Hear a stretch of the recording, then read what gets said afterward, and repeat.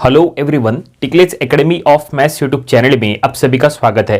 आज के वीडियो में कॉम्प्लेक्स नंबर ये यूनिट को हम आगे बढ़ाएंगे और आज हम इसमें circular function and hyperbolic function of complex number study करेंगे। तो सबसे पहले हम स्टडी करेंगे circular function of complex number. तो सर्कुलर फंक्शन स्टडी करने के लिए सबसे पहले हम एक एक्सपोनेंशियल फार्मूला जो हमने इसके पहले के वीडियो में प्रूफ किए थे उसका हम यूज करेंगे। क्या है वो फार्मूला? देखो हम यहां पे लिखेंगे वी नो दैट। एक फार्मूला हमने इसके पहले के वीडियो में प्रूफ किए थे। इसके पहले का वीडियो में हमने exponential form of complex number study किए थे और उसमें हमने उसका एक स्टैंडर्ड फार्मूला प्रूफ किए थे, that is e to the power i theta का स्टैंडर्ड फार्मूला। क्या था वो formula? e to the power i theta होता है that is cos theta plus i sin theta. ये फार्मूला हमने इसके पहले के वीडियो में प्रूफ किए थे। ठीक है, इसका हम यहां पे यूज करने वाले हैं। ठीक है, ये एक फार्मूला हो गया। अब इसी के थ्रू इसका अगर दूसरा फार्मूला तैयार करें तो कुछ ऐसा हो जाएगा, and e to the power minus i theta. यहां पे प्लस है, यहां पे माइनस है, तो अगर माइनस है तो ये फार्मूला ऐसा होता है cos थीटा माइनस आई साइन थीटा। ये देखो, ये जो दो फार्मूले हैं, ये दो फार्मूले काफी इंपॉर्टेंट है। अब हम ये दोनों फार्मूले का यहां पे यूज करने वाले हैं। ये एक्सपोनेंशियल फॉर्म में ये दोनों फार्मूले हैं और इसमें आपको i दिखाई दे रहा है। i is the imaginary unit, जैसा हमने इसके पहले भी कहा था। ठीक है, ये जो पहली इक्वेशन है, पहली इक्वेशन को हम कहेंगे इक्वेशन नंबर 1 और जो दूसरी इक्वेशन है इसको हम कहेंगे इक्वेशन नंबर 2। अब ये दोनों इक्वेशंस का यूज करेंगे और यहां पे circular function of complex number proof करेंगे। कैसे प्रूफ करेंगे? तो हम एक काम करेंगे, सबसे पहले ये दोनों इक्वेशंस को हम ऐड करेंगे। तो यहां पे हम लिख लेंगे that is add equation 1 and 2। ठीक है, इक्वेशन नंबर 1 और 2 को ऐड करो। तो जब आप इन दोनों को ऐड करेंगे तो हमें क्या करना है, LHS plus LHS, RHS plus RHS ऐसा करना है। तो देखो दोनों इक्वेशन में दोनों का लेफ्ट हैंड साइड अगर हम ऐड करें तो ये कुछ ऐसा होगा, e to the power i theta plus e to the power minus i theta. देखो हमने दोनों का लेफ्ट हैंड साइड यहां पे ऐड कर दिए। इसके लेफ्ट हैंड साइड में e to the power i theta है, इसके लेफ्ट हैंड साइड में e to the power minus i theta है। तो ये हमने दोनों का लेफ्ट हैंड साइड ऐड कर लिए। अब चलो दोनों का राइट हैंड साइड ऐड करेंगे। तो इक्वेशन नंबर 1 का राइट हैंड साइड हम यहां पे लिख लेंगे that is cos theta plus i sin theta. ये इक्वेशन नंबर 1 का राइट हैंड साइड है और इक्वेशन नंबर 2 का राइट हैंड साइड हम यहां पे लिखेंगे प्लस cos थीटा माइनस आई साइन थीटा। देखो दोनों का राइट हैंड साइड हम यहां पे ऐड कर रहे हैं और अब देखिए इसके बाद क्या होता है। यहां पे जैसा कि आप देख सकते हैं ये टर्म प्लस में है, ये टर्म माइनस में है। ठीक है, ये दोनों कैंसिल हो गई देखो, और अब जो बचा है वो हमें लिखना है। तो लेफ्ट हैंड साइड में क्या बचा है?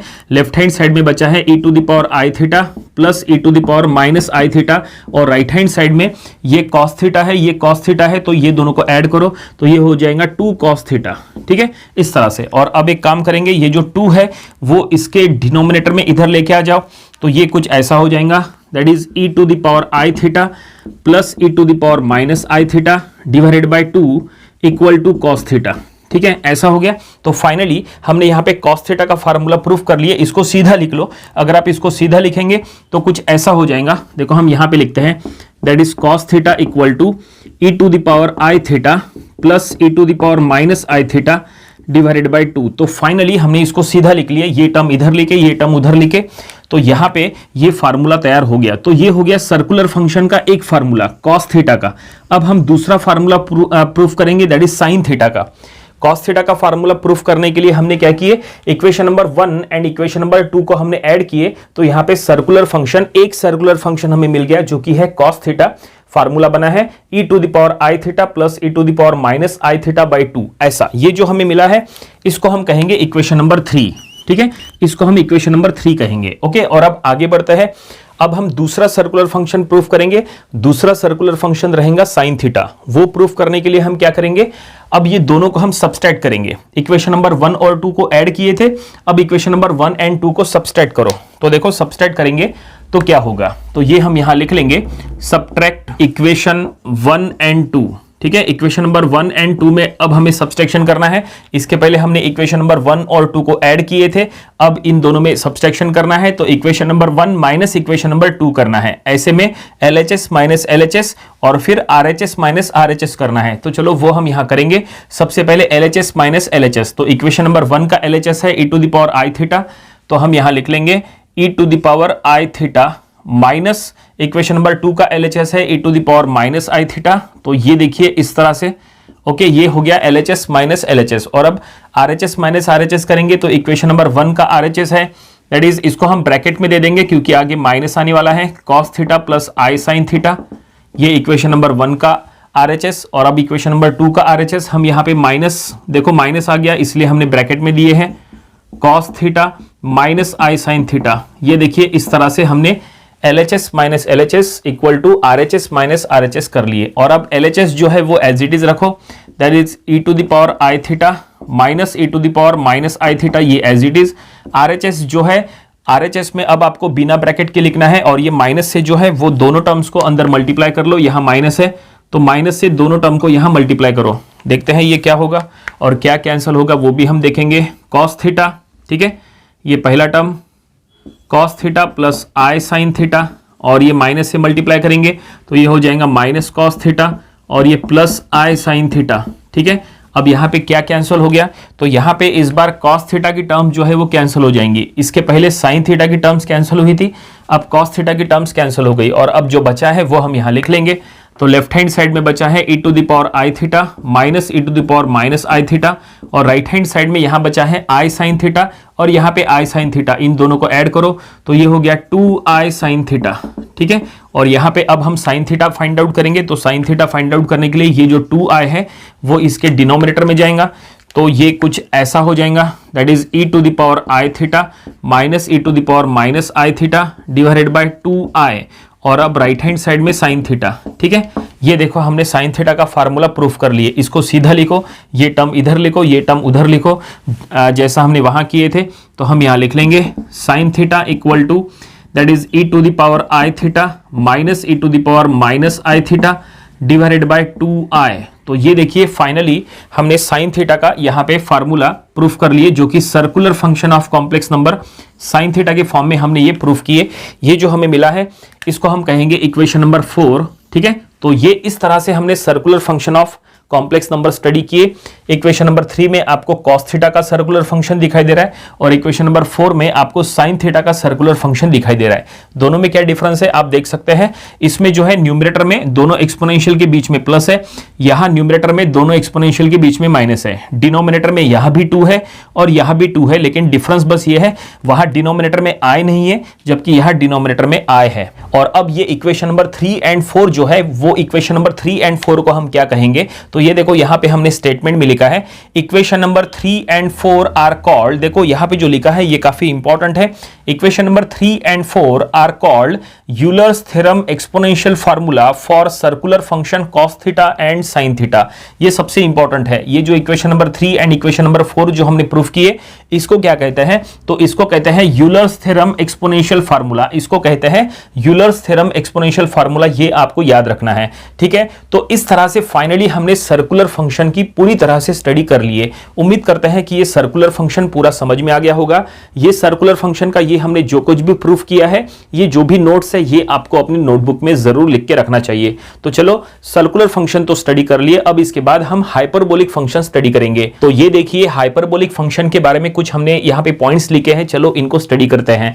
तो हाइपरबोलिक फंक्शन में भी दो फंक्शन आते हैं, एक आता है cos hx का फंक्शन और दूसरा आता है sin hx का फंक्शन। हाइपरबोलिक में h ये सिंबल लगता है, जो स्मॉल अल्फाबेट होता है h उसका यूज होता है। तो देखो यहाँ पे हमने स्टेटमेंट में क्या लिखा है, स्टेटमेंट काफी इंपॉर्टेंट है, यही इसका डेफिनेशन हो जाएगा।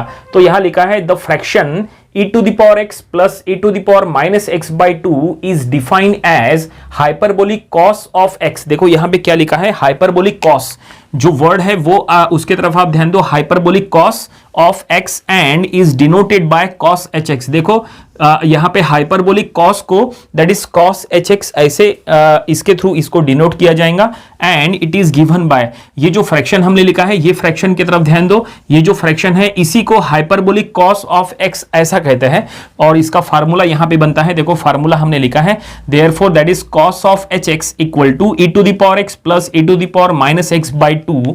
ये हो गया that is hyperbolic cos of x। ये हाइपरबोलिक एक फंक्शन हमने स्टडी कर लिए। चलो अब दूसरा फंक्शन फंक्शन भी स्टडी करते हैं। जैसा हमने कहा दो फंक्शन होते हैं, एक हाइपरबोलिक कॉस और दूसरा hyperbolic sine. It means cos hx and sine hx। तो ये कॉस hx का फार्मूला है, ये फार्मूला, और अब इसके बाद है साइन hx का फार्मूला। चलो अब इसके स्टेटमेंट में क्या लिखा है देखो, बिल्कुल मिलता जुलता स्टेटमेंट है, थोड़ा बहुत यहां पे चेंज है। The fraction e to the power x minus e to the power minus x by 2 is defined as the hyperbolic sine। देखो यहां लिखा है hyperbolic sine of x। Okay, यहां पे इसके पहले था hyperbolic cos of x और अब है sin of x and it is denoted by sin hx। देखो sin hx, इसके पहले cos hx से डिनोट किया जा रहा था और अब sin hx से डिनोट किया जाएगा and it is given by, कौन से फार्मूले से इसको गिवन किया जाएगा, ये देखो यहां पे फार्मूला हमने लिखा है, दैट इज sin hx का फार्मूला। ये जो फ्रैक्शन है वहां पे फ्रैक्शन, वो फ्रैक्शन और ये फ्रैक्शन में क्या डिफरेंस है ये आप आसानी से देख सकते हैं।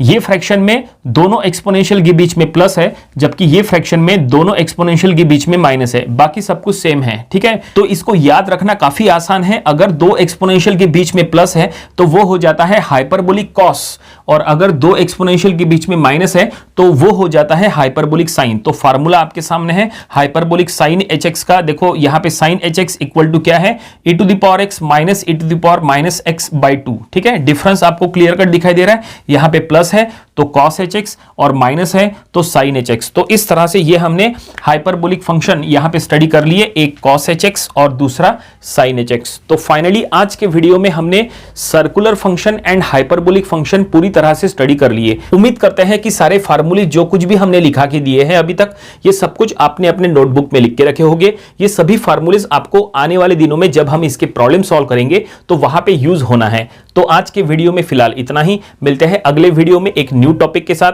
Thank you very much.